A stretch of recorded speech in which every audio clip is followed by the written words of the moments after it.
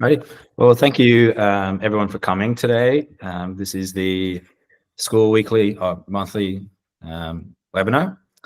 Today we've got Phil Hamilton from Human Power. He is the founder, managing director, and principal consultant over there. He's going to be going through a presentation on position descriptions today. Phil and I have worked together in the past, and we've actually talked about this topic in depth. So I'm looking forward to this presentation. Else to also you might have some useful points to add, Cam. Yeah, we'll see. Just want to add, if you do have any questions throughout the presentation, there is a chat function in the bottom right of the screen. If you just want to pop in your questions there, and I'll read them out towards the end when we do enter that Q&A session for Phil to answer. Alrighty, Phil, over to you. Very good. Thanks, Ken. Appreciate you having me on board as well. It's great to be able to talk about some HR topics, as I know, and I've received a lot of messages from the school community outlining, the various items that they have to deal with when managing staff and standing up an organization. So yeah, hopefully today provides some value and some insight into something which sometimes seems a little smoke and mirrors and confusing when it comes to position descriptions, generally how they actually apply and are used. So yeah, as we progress through it, as Cam mentioned, we'll have a live Q&A at the end. So more than happy to talk about that. And then any questions that aren't answered, especially if we get similar questions pop up, more than happy to do a separate kind of like rundown with answers as well that I can send out post this. So everyone will have their questions answered. So as I mentioned, position description. So let's dive in. So the agenda for today, I'll give you a really, really quick introduction into who Human Power are and what we do. We'll do an overview of what position descriptions are, or JDs or PDs, there's all these different terms for them. We'll talk about the key components. I use the term JD, so you're going to see that floating around in there, but you're going to see key components of JDs. Avoiding common pitfalls. This is going to be one of the key areas that I really recommend people listen into and take note of. We'll do a live walkthrough of a good job description, what a good job description looks like, how it flows, what to read, what to expect, what to see. We'll do a key takeaway section as well. So just main things that, again, key components that we've just discussed today, other items as well, which are useful. We'll outline them at the end. And then, as Ken mentioned, we'll move to a Q&A. So about HP. So what do we do? So HP is a HR and talent consultancy. We help small to medium-sized businesses with their people. That's basically it in a nutshell. We care about people at work, and we are generally here to make businesses great and to make them great places to work, so your staff enjoy coming to work each day, putting forward their best efforts, and walking away having a great experience. So that is pretty much what we are here to achieve. Our approach is a little bit different to some of the bigger HR type consultancies that are out there.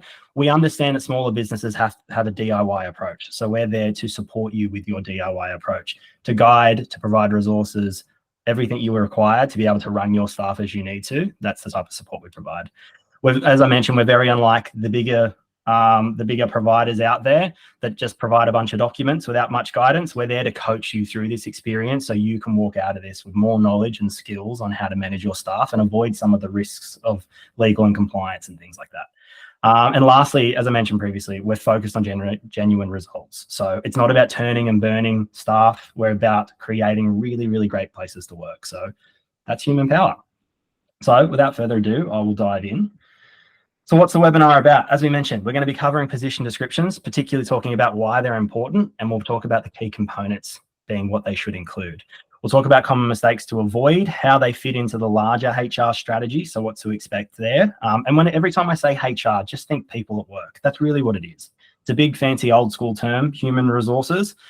So just think people at work. How do I manage people at work? That's what we're talking about. We'll dive into a job analysis and performance indicators as well, and talk about management by objectives just briefly as well, so we can understand where this all comes from and why we use it in today's working environment. So why do position descriptions matter? So a position description, simply put, is a document that outlines the duties, responsibilities, required qualifications, and reporting relationships of a particular job. If anything, even in its most basic form, it needs to explain to the employee who is going to be undertaking that job what it is that I'm going to be doing, how I'm going to do it, and how I'm expected to perform in that role. Furthermore, it's supposed to talk about how that role exists in the organization that you've created or the structure that you exist within. As I've listed at the bottom, it's a common theme for me to say it's a roadmap for both employers and employees on providing clarity and direction in the role.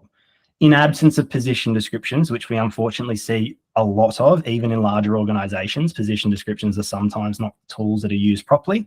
There isn't clarity with where someone's role starts and stops, what's expected of them, how they would perform in that position, etc. And as a result of that, it leads to disengagement of staff because they don't necessarily know what good looks like or how they can go above and beyond or where they should ask someone else for help or whatever that might be. So again, as I said, we will unpack this further as we go. So why do they matter? So I've listed 3 key points here. There's many, but 3 key points. They help ensure everyone's on the same page from the hiring process to daily responsibilities and performance evaluations, like we said before. They also play a critical part in legal and compliance, helping to prevent issues related to job expectations, discrimination, things like that. And also they make the recruitment and training process much more efficient. What I mean by that piece is if we understand exactly end to end what's required for the role, what it's going to be doing, what skills someone might need, we can then identify the correct individual who's going to fit that description and undertake that position. So that's why they really link into recruitment and obviously succession planning and all sorts of things as well. Okay, so relatable examples. I've listed this here because I think we all have an experience where haven't necessarily had the best experience relating to getting an overview of what your role is and how it works. So I listed down, I remember once applying for a job that had a very vague description. It didn't specify the key responsibilities or skills required. And I found myself constantly wondering if I was doing the right things in my role. It was a frustrating experience and it made me realize just how important a clear position description, JD, PD, really was. And as I mentioned, I could throw to pretty much anyone on this call, and I'm sure everyone would have some type of experience of, didn't really know where it started and stopped and didn't necessarily know what good looked like and didn't know what I was being measured against. The list goes on. So the intent of this, especially for people on this call who are managers in businesses or business owners, is to get this right from the beginning. Generally, when people come to me who are standing up a business, even from the first time, before they've even employed staff, I really, really push them to go in the direction of looking at that organizational design piece, basically fancy term for org structure, and identifying exactly what each role is going to do. Where is the overlap? What does good look like? What does poor look like? What skills does the individual need? It's that job analysis piece, which is absolutely key for you not having disengaged employees, number 1, and 2, having to revisit this in the future and chase your tail to try and get this up and running. There's nothing worse than having a high performing employee that you've spent weeks trying to go through the recruitment process with and get on board, for them to turn around and be like, so what do I need to do? You haven't given me clear expectations or guidelines. All right, so I'm going to talk about avoiding common pitfalls now, and we're going to break down a position description in a moment. But this is some of the key areas that is really, really key for people on this call that they, really should consider and potentially make adjustments as you would currently operate if you fall into any of these areas. So common mistakes. When writing job descriptions, it's easy to fall into a few common traps. One mistake is being too vague or too detailed. You want to provide enough information to be clear, but not so much that it becomes overwhelming or restrictive. Now, that sounds like you're kind of dancing on a knife's edge, right? What is too much? What is not enough? It's going to be different for every role and every organization. Generally, let's talk about the industry that we're in, being the SHADS industry or the disability space. Under the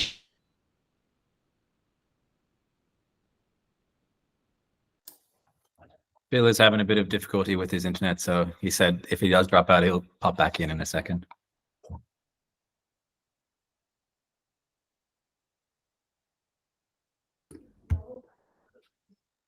Yeah, he's just frozen on my end. How are you, mate? Yeah, good. How you doing? Yeah, good. I'm just I haven't got a lunch break today, so I'm just making use of this webinar and scoffing down a chorizo wrap, mate. Yeah. All right, you might have to jump back in. Yeah.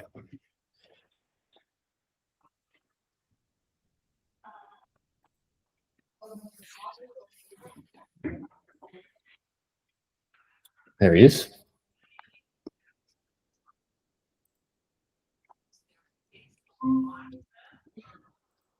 Sorry, everyone. I think I had my internet drop out. Yeah. Think Sorry. so. I'm back live now. Bear with me. Yep. Okay. Are we on the same screen that everyone can see? Common mistakes. All right. Awesome. Did you hear me talk about the knife's edge piece? You just started talking about it. Okay. All right. Awesome. I'll quickly recap on that. Do you provide too much information? Do you not provide enough? I talked about the industry that we operate in, giving a lot of detail and outline as to what really should be in PDs. That's a really great place to start. And realistically, as we'll cover shortly, we should be building our position descriptions based off that information. But again, a really good position description has these things called key result areas. So what is this role being engaged to deliver against? Could you put them in particular buckets, as you would hear me say? I know Jono's on the call. We've literally been through this, and he would have heard me say that term multiple times. What are the buckets of the role? So what are the key things or key areas that that role needs to perform against? If you have them highly outlined, you can then allocate a certain percentage of time that role would spend in each one of those areas. That could be daily, weekly, monthly, whatever it might be. And then from there, you can start to detail, again, high level, I would say, what some of the duties are that fall within each one of those areas. So I'm going to show you an example later of what that looks like, but you'll see you use fairly open language. You're not going to use terms or duties that are too specific. And you also don't want to have a shopping list of duties listed in the PD either. You don't want it to be 4 pages on just duties, because someone's going to pick that up and be like, okay, I don't even know where to start. There's a lot going on here. The other thing that you'll find as well is if they are too detailed, and you might have a culture in your workplace of staff really, really sticking to their position descriptions. And if it's not in there, I'm not doing it. You might have heard that before from some staff members. It's really important, again, to make sure that they are high level and that it'll encompass additional duties that might be asked of management to that employee. So again, there's no necessarily one size fits all here. You've got to work with it and identify exactly how, if it's being effective when the employee is receiving it, if they have questions, if they think it's too vague, doing that investigatory piece is usually a really good tool. So again, no one size fits all, but don't be too vague. Don't be too over detailed. Try and hit that sweet spot if you can. Everyone can still hear me? Just checking. Okay, perfect. All right. So tips from Human Power. So as I mentioned before, be clear and specific. That's key. It's absolutely key. If you're going to be managing someone's performance against the position description that's provided, you need to be clear on what you're expecting of that individual to do.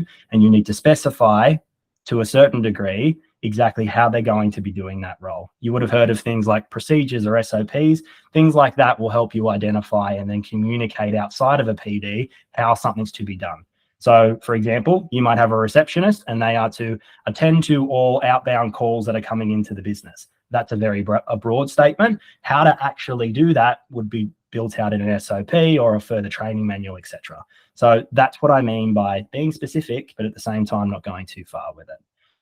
Second point I've had here is focus on essential duties. So those are those buckets that I mentioned before. At the end of the day, if an employee was underperforming in the role and we had to demonstrate that, you'll hear, especially under Fair Work, they talk about these things called the inherent duties of the position.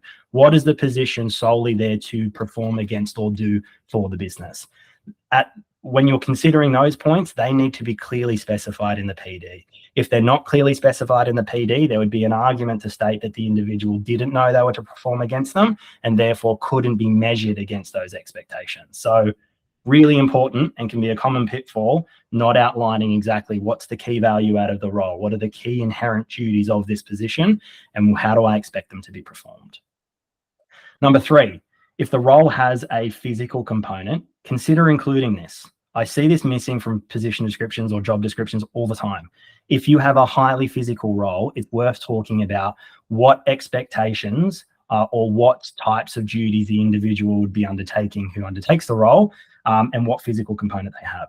You don't necessarily have to go as far if you have an office type role saying that you're going to be sitting at a desk for 8 hours a day. You absolutely could. Really good position descriptions, especially for businesses that have been around for 25 years, will include that. But on the flip side, if you have a disability support worker, for example, I would absolutely be outlining what the physical components are of that position. Are you going to be supporting with lifts? Are you going to be helping participants in and out of cars? Whatever it might be. Because if you have an individual apply for that role that might have an injury and might stop them from doing that, if it's not detailed in the position description, they might say that they didn't know, they could go into the role and unfortunately hurt themselves.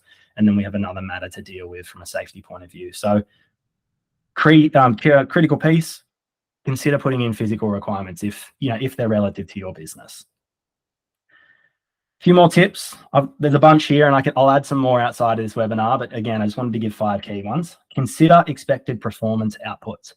Time and time again, I see position descriptions that'll talk about the duties, and they'll do it really, really well. They'll talk about how the role exists in the business, but they won't talk about what good looks like in the role. So you're missing an actual key component of that position description to communicate to the individual what does good look like. I generally like to use the term of when we build these out, I want to talk about satisfactory performance. So how is that role intended to perform? Not outperform or underperform. For the business to operate efficiently, how does that role need to be performing? That's where you go when you start looking at things like performance indicators or key performance indicators, as the KPI term is thrown around all the time. So if we've identified those key areas that the individual needs to perform against, how do we measure performance in those areas? And if we can measure it, how do we communicate that to the employee so they know if they're performing in the position or they're not? Furthermore, if you do have to go down underperformance or anything like that, these tools will be critical to helping you manage an employee through that process and making sure that you can minimize any risks that you might have of holding an unfair process or whatever that might be. So number 4, performance outputs are key. They need to have their own section in the PD and be clearly outlined. How many KPIs that you do, how long's a piece of string? My general recommendation is, you should have at least 5 areas that you could measure that the performance of the employee in that particular role. Sometimes it can be 3, but generally between 3 to 5. A more senior position could have up to 10 or 15. So that's kind of your rule of thumb. Now, the last one, which is probably the most important, actually I'll change that, it is the most important, is to consider legal implication. So as we know, the SHADS award is quite complex, ever changing, and navigating it can be difficult to do. So I like to build position descriptions, particularly in this industry, around the classifications that are built out in the award. It's one of the very rare awards that will go from lowest roles, meaning low skilled positions, all the way up almost to the top positions in the business. So with that, it gives you a really good breadth and yardstick, so to speak, of how to build out roles that will talk to those classifications and allow you then to apply that classification and pay point relative to the position that you have in your organization. Again, another thing I run into all the time is I'll support businesses in this industry. I'll ask them to produce me a position description and I'll say, great, so where is it referencing the award and how have you aligned this with your expected classification? Oh yeah, we haven't done that step. Oh, right, okay. So how are you classifying these employees? Oh, we thought a level 3 pay point 2 was the best place to go. So we just went with that. Oh, okay, right. And how are you paying that employee? Right, so you're underpaying them relative to that and the skills don't line up with what the award is. We have to do a full investigatory piece here and pull that apart and really align properly on exactly how the role as it exists aligns with the award and what that individual should be paying. I've done that time and time again. And again, unfortunately, it's a common theme in the industry. So if you haven't done it already, I urge you to, after this, go and have a look at your PDs and see if they really do align with the award. Read the classifications under the award. It'll clearly specify some of the duties they should be doing, the level of responsibility they would assume, etc. And then see, does that align with the PDs that I currently have existing in my organization? If it doesn't, you need to dive into that as a priority piece because there could be underpayments, overpayments, all sorts of things. So good business is making sure you start with legal implications and considerations. Okay, thumbs up on that one. Everyone get that one? It's the most important point probably of the webinar. All right, fantastic. Okay, so PDs and employment contracts. This is where we can talk about the link, because this is another area where there's a little bit of smoke and mirrors here as to how it all works. So they're two very, very different employment tools. So an employment agreement will talk about the terms and conditions of your engagement. A position description will then talk about the duties to which the position that you signed up to in your employment agreement is undertaking. Both important things. In New Zealand, for example, you legally have to give a position description at the time of offering employment. If you don't offer that at that time, the employment agreement can be null and void. So the individual has to sign the agreement, understand what's expected of them in line with signing up for the role, signing an employment agreement, and starting on their first day.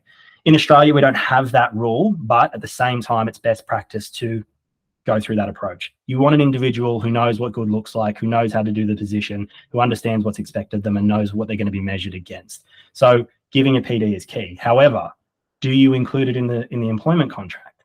This is a really, really interesting point. There's fors here and there's also against here. So I've listed the top one as flexibility concerns. So a detailed position description in contracts may restrict future changes. What do we mean by that? A contract is a legally binding document by two parties. If you want to make any changes to an employment contract, it needs to be signed by both parties, unless you've got it specified in there that it's a unilateral agreement. Again, we're pulling at straws here, but ideally, if you have anything listed in the contract, you need to be able to speak to the employee to confirm if a change can be made. It's called a change to terms.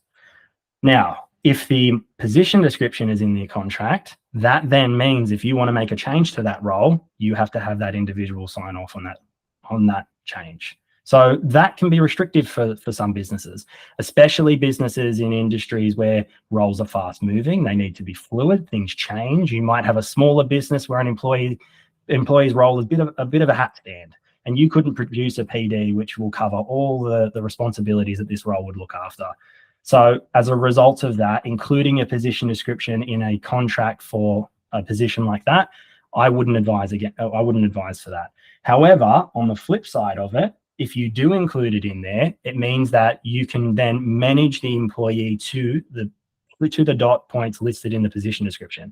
If they then fail to perform against those dot points, they're actually breaking the terms of their agreement. So if you're looking for an exit strategy or anything like that, it might be easier to be able to manage that situation. However, again, you have to look at the pros and cons here. But generally, when I'm advising clients, more often than not, we will leave position descriptions external to the contract. So it gives more flexibility to the employer to be able to change the role as the business changes over time without having to have formal approval from the employee to do so.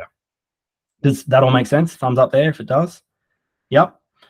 All right. So second point I've got there is employees may need to regenerate duties as business evolves. We've covered that. So as I said, businesses do change from time to time. Save yourself a bit of admin by having the employee sign off. In the instance that the employee wasn't to agree to a change, can you change the position? There's various factors here you would need to consider, and I'd recommend you get some legal guidance if you do get to that point. But there is a pathway through it. It's just not as easy to achieve. Next point. Balance is crucial to avoid restrictions or unreasonable expectations. So I think we covered briefly on that previously. Balance is key. We don't necessarily want to make the role unreasonable. So achieving the expectations in the position is just unreasonable. If you were to manage through some type of HR process like underperformance or whatever that might be, it's going to be difficult for you to demonstrate that it's reasonable to expect this individual to perform this. So consider that as well when you're building these out. Outline core responsibilities while allowing some flexibility. As we mentioned before, don't be too vague. Provide just enough detail so the individual understands. A good rule of thumb, when you sit down with the individual for the first time and you give them the draft position description, you would say to them, how is this received from your point of view? Do you understand, after reading this document, what I would expect of you to do in your position? If not, where would you like me to further detail that to help you have a feel for it? Again, guiding them through the fact that there might be other resources to talk about, the actual step-by-step process on how to do a task. We want to talk about the inherent duties of the role. Last one I've got here is legal implications, which again, I emphasize the importance of before. Job descriptions in contracts become legally binding, as we know. Ensure compliance with relevant laws and regulations. Doesn't matter what industry you're in, you need to confirm if you're under the right award, professional or industry related. If you are, you need to consider what's listed in their classification section when building out your position descriptions. I don't think as a business manager or owner, it's too much of a risk here not to consider these things. And it's often that we really do come across them where businesses didn't know or weren't aware of their award coverage or how it works, and as a result have bigger problems that they have to consider. So if you don't know your coverage, please go find that out and then build position descriptions around that coverage. You might be award free. If you're award free, great. The Fair Work Act 2009, the baseline legislation applies and you've got a lot more flexibility. But if you're in this industry, for example, you're definitely covered under SHAD, so it's worth looking into that. Okay. PDs and award considerations, point 2, performance management. So position descriptions are absolutely critical in managing performance, as we mentioned before. Clear descriptions support objective performance assessments. So what I mean by that is if you've clearly outlined what the performance expectations are of the role, it's easier for you to then assess that individual and communicate whether they have been performing. Again, I'll make another reference to the award here, progression. If you look at the progression clause, the individual has to be assessed on an annual basis at minimum to confirm that their performance has been to a satisfactory standard, and the business has to be in a position to be able to facilitate a pay point increase. So what does that mean? There was a lot that we kind of mentioned there. That basically means that if you aren't doing assessments, the individual could argue that their performance is satisfactory, and as a result, they might push forward saying that they should be given a pay point increase. Having processes like this clearly defined and followed ensures compliance with the award, so you don't have any of those moments. So again, performance is built off the position description, not the other way around. We have to make sure that we've clearly identified what good looks like in that role and given the individual an opportunity to perform against that.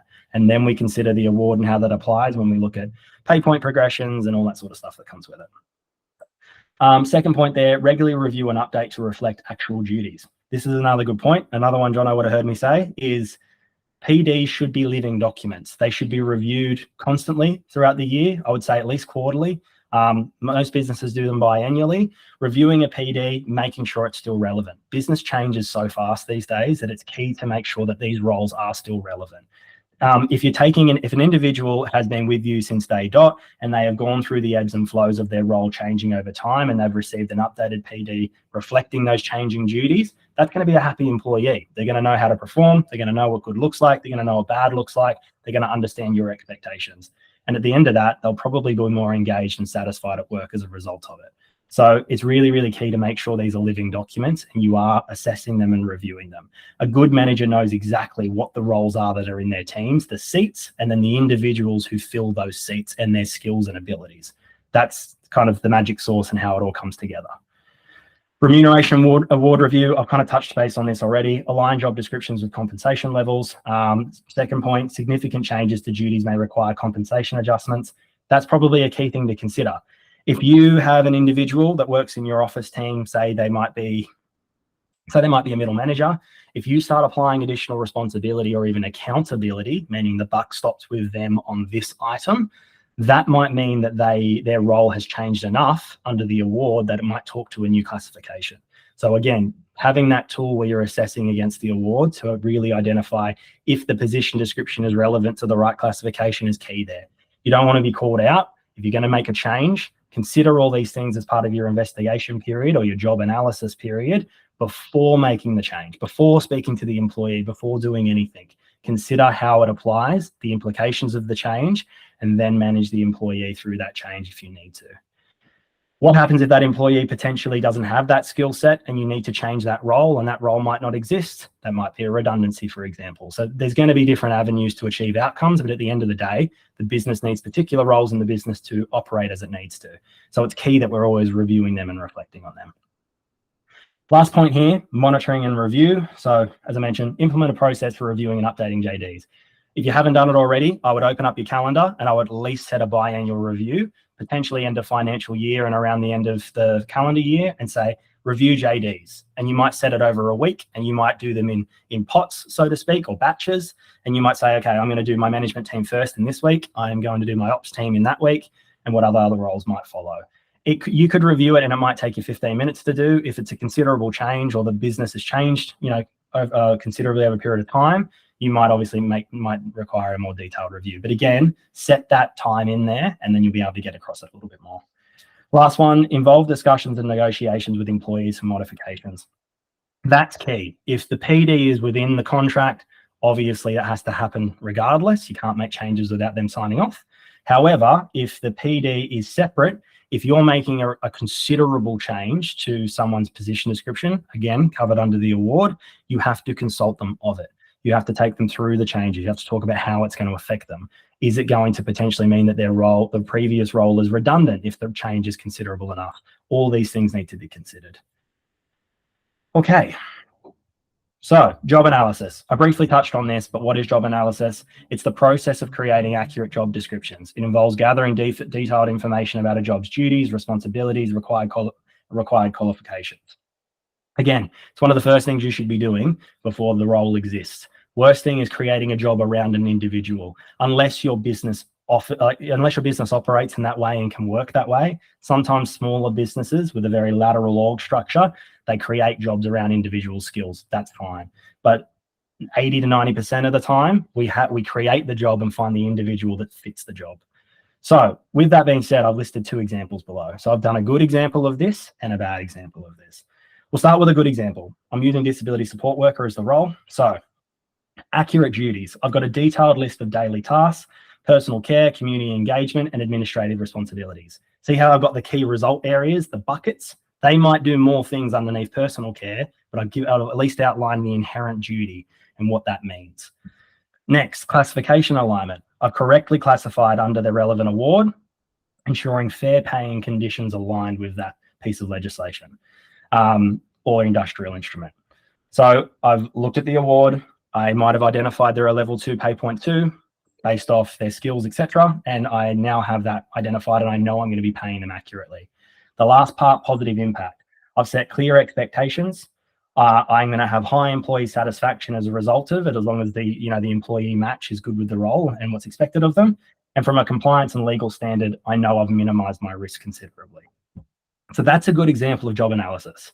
Here's a poor example of job analysis. I've got very, very vague duties listed. So they're broad and they're unclear. Terms like assist clients without specifics. So although assisting clients might be key, unless you can actually talk about, again, what is the value that they're adding? What are they trying to achieve?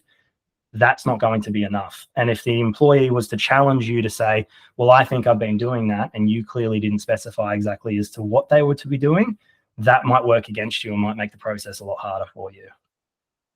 Misclassification is the second point. So incorrectly classified against the award. Say, for example, I didn't consider the award. I've just said, they're a disability support worker. They're going to do this. I'm going to pay them $23 an hour. I think that's fair.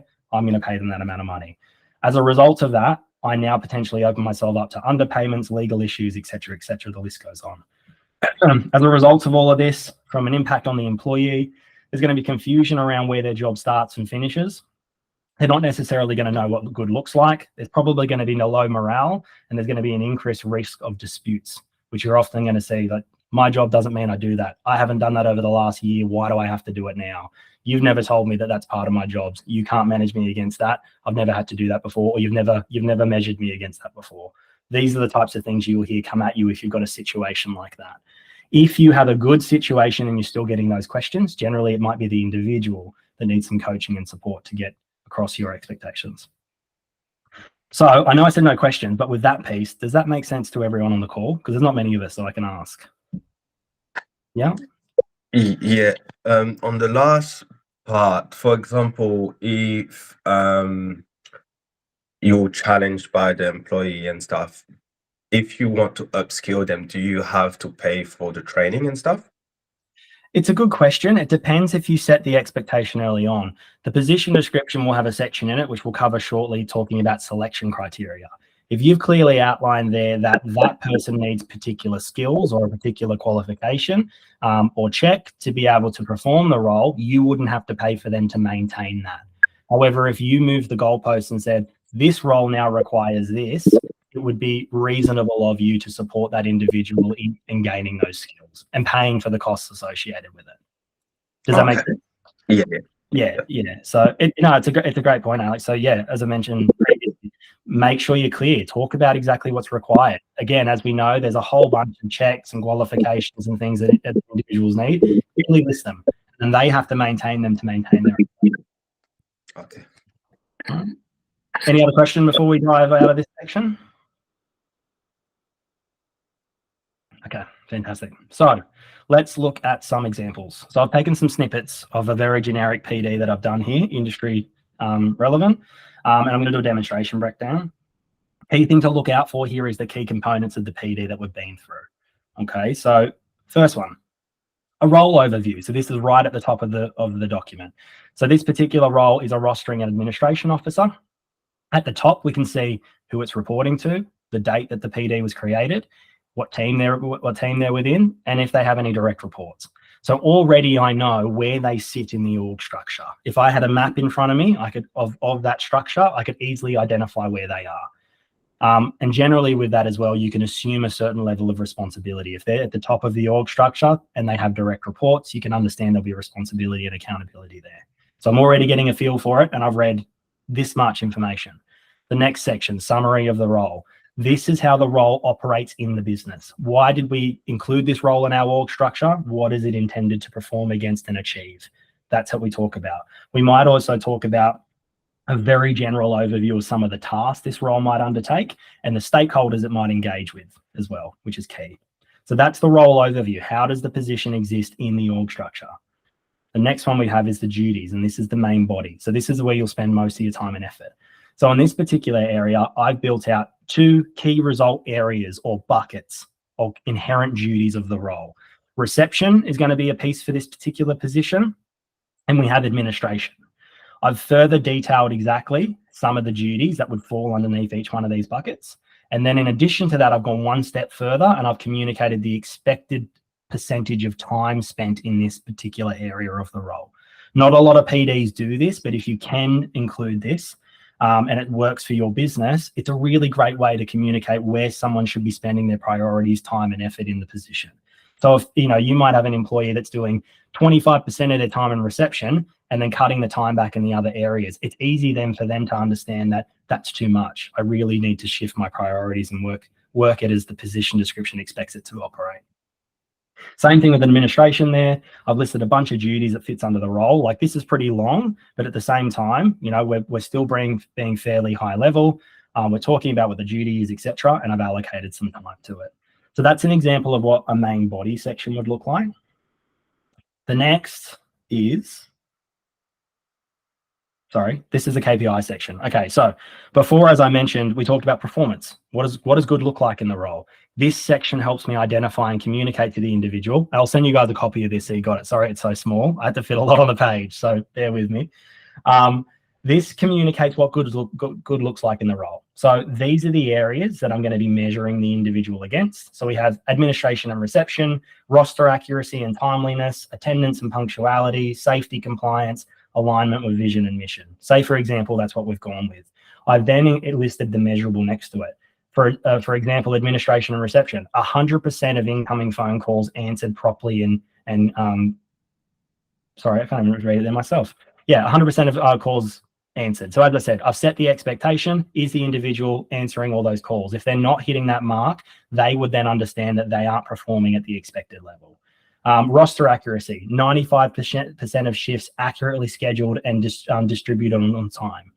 That's another piece that they can assess themselves against to say, am I performing as I need to? So that's an example of setting that performance expectation. I've further gone on to talk about if this role makes any decisions and if they manage any people. And lastly, I have the selection criteria.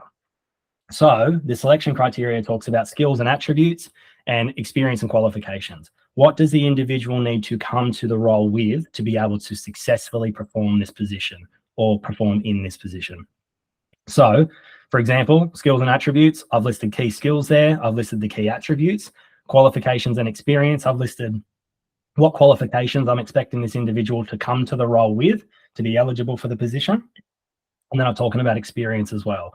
being general and then rostering. So again, that's just an example of what you can expect to see in a PD. Sorry, got to dry my mouth because I'm going to need water here. So bear with me. But yeah, as I mentioned previously, I'm more than happy to share an example of this, and I'll give you guys some additional notes so you can see what this looks like. But this is a really good structure for a PD. It's basic, it's not too vague, it's got enough information that the individual understands. What would my next step be? I would sit down with the individual, present this to them, go through it with them line by line, and check for understanding. If they don't understand this, or I need to change the language used, or I need to be more specific, I can then gauge that off their responses.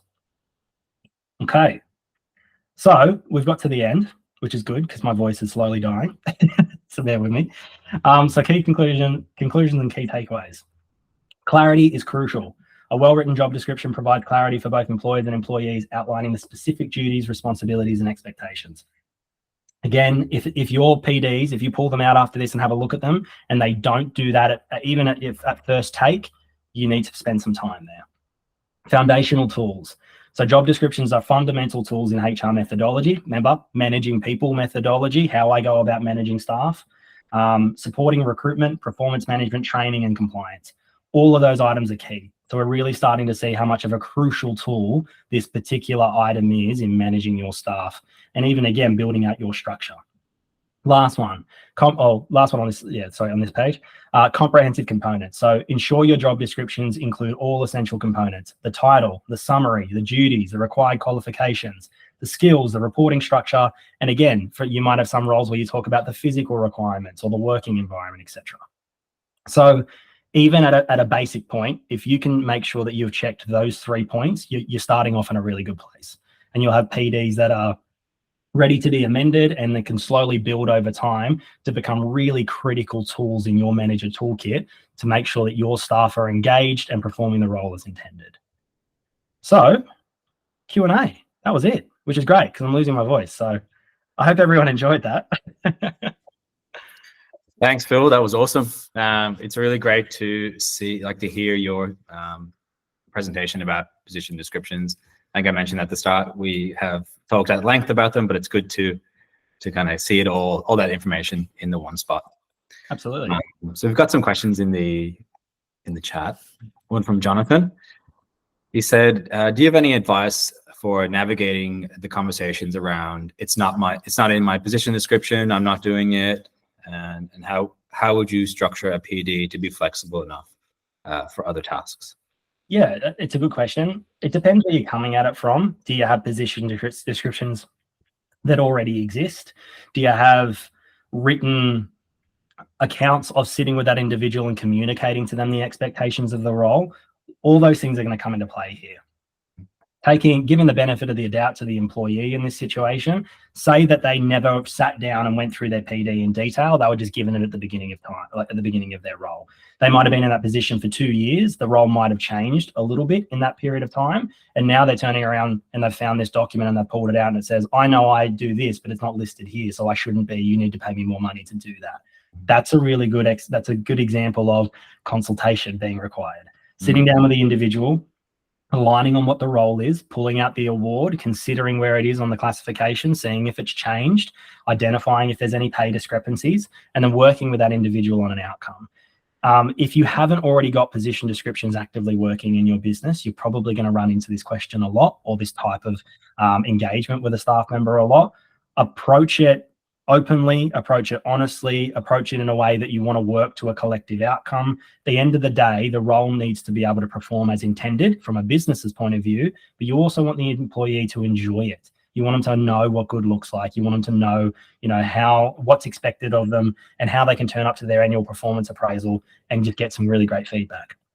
If they don't have a PD, it's going to be difficult for them to align on that. So what I'd recommend to answer that question is get in front of this conversation, pull out the position descriptions, see if you might have any of those instances, and then approach the employee and say, we haven't looked at this at some time. It'd be great to go through it together. I've put down my thoughts on how this role's changed over the last, say, 12 months, 6 months, whatever it might be. Love to hear some of your feedback before we formalize this. So that'd be a good way to go about it. Good answer. That's great. I was going to ask a follow-up question to that, but you just answered it. There we go. How do you handle that conversation? Because I know in the past with me managing employees, some of the employees were quite disgruntled with the change. But I guess if you're sitting down having the conversation with the employees about their jobs, their descriptions, and they're involved in that process. So yeah. It's all about transparency. We're not here to hide anything. We want to make sure you know what good looks like and we're communicating what good looks like. That's what it is. So great. Nat, you've been very quiet. I'm so tired. No, I'm not quiet. I posted a question about the position descriptions and the Shads Awards and all of those, because I don't have a position description personally, because I do everything. I'm a bit of business development. I do the HR. I look after all the support coordinators. I'm Kylie's kind of right-hand man. And I've just looked at obviously I wanted to know, because I've got an admin team as well. They are, two of them are offshore, so we'd pay them differently. It's a whole different structure. But we are looking at getting people here in Australia. Is admin the same level of the shads, like what the support coordinators are on? Like, how does that structurally work? Yeah, it's a good question. So in certain classifications, it'll break down the duties, and although the individual might not do all of them, say for example, in the social and community section, there will be an item where it'll talk about clearly disability support services, all right? So, and actually providing disability services to a participant.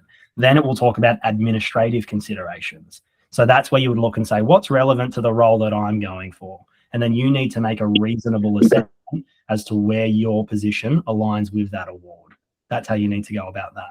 If you're unsure, it's always good to check understanding. Again, that's kind of why businesses like Human Power exist. But at the same time, you should be able to make a fairly well-informed decision just by reading the award, having a good, well-written PD, and then aligning those two together. Right. Okay. No, but classification levels do cover multiple roles in certain points. Cool. Thank you.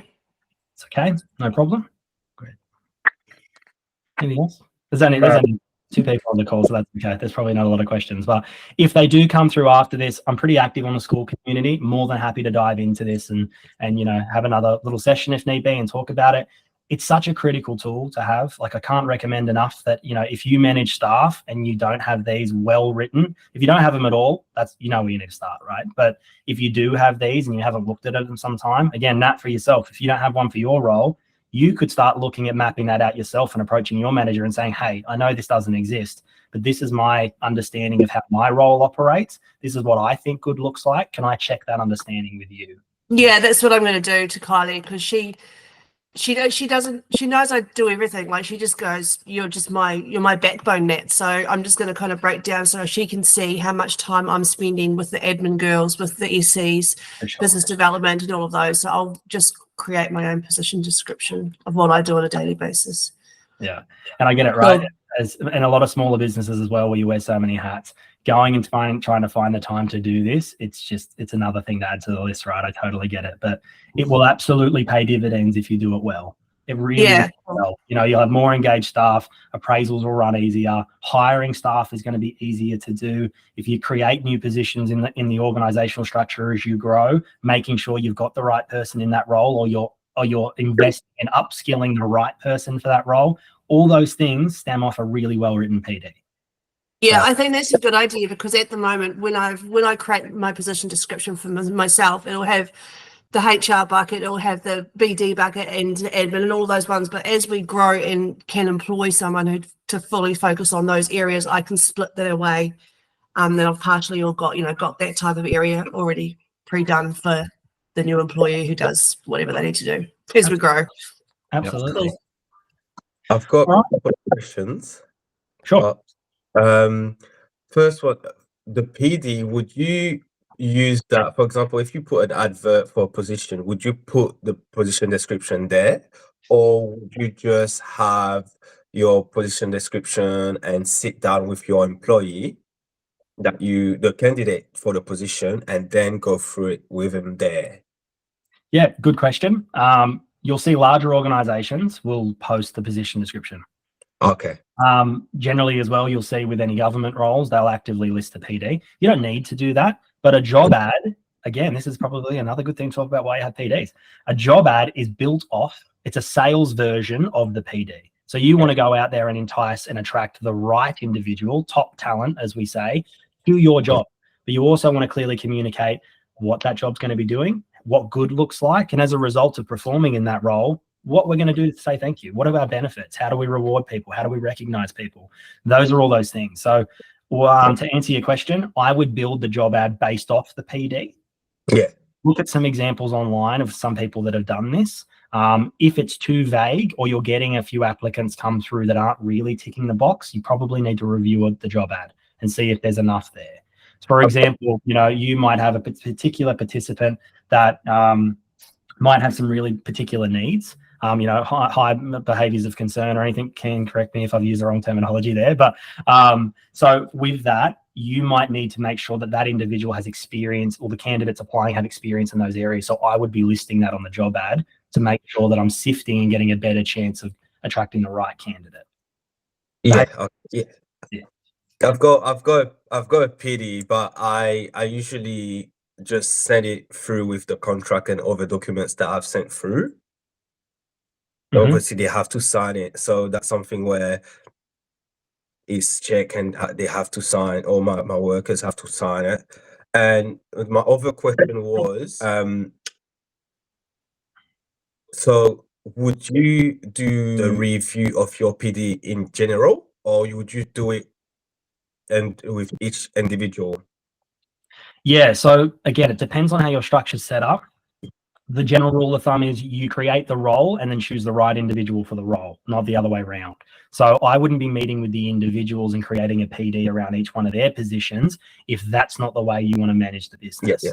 If you've got a good feel for what roles you need in the business and how they need to perform, I'd encourage you to do that exercise first and then meet with the individuals. And if there's any disconnect there, obviously have that consultation and guide them through where you need them to get to, how you're going to support that change, etc., etc. Okay, yeah, because I've got one in general for support workers. The rest, like now, I've got a VA that's offshore, and the rest I do more or less everything. But I've got a couple of team leaders as well, and I want to open another position of team leading. But yeah, I'll probably need to do a PD for the team leader role, so they would know, have a bit more guidance in a way. 100%, yeah. We've got 3 team leaders that support 16 support coordinators, and we've had to reissue their PDs to be slightly, obviously, because they need to do more reporting and check-ins and auditing and stuff like that. So we had to. It's very similar PD to what the support coordinators have, because they still have their own participants, but they've just got that extra level of management added that we obviously just adapted from the original one to support the team leader role. Yeah. But Alex, just to add to that as well, if you are going to be creating, say, a new position again, or you might already have a team leader in your current structure, I would work with them on reviewing their current PD and then using that or slightly amending that to then, undertake the recruitment of the new role. That's what I'd go about doing that scenario. Yeah. The other thing I'll probably throw on the call as well, in case anyone's watching it and you don't have any of these, starting somewhere is better than having nothing, right? So even if at a first napkin approach, you write down, what is the key value that this role adds in my business? What does good look like? And if I had to break down how they were going to achieve that, what would be some of the key areas? If you can only get, say, 10 points down in that first version, that's okay. That's totally fine, because to be honest, that's probably going to be the best version to because you've got your thoughts on paper from that. Now you can unpack them. So then you might spend the next session, let's unpack key result area 1. So for example, my thing before, reception. What does reception need to do? What are the key duties in reception? And what does good look like? Okay, I'm now going to revisit this in a week's time. I'm going to do rostering. What does rostering look like? What do they need to be doing, et cetera, et cetera? That's the best way to go about it if you've got the time to do it. But working on this is working on your business. It absolutely is. It's reducing risk and potentially helping you operate more efficiently. So I wouldn't look at this as, wasting time or pouring money down the drain. Absolutely. It is a key value add task for sure. And how can we keep in touch with you? Get in touch with you.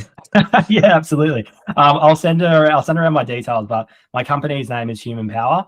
There's a bunch of great partners that work with me. Some that really have a passion for building out great structures in organizations. So more than welcome to reach out to them.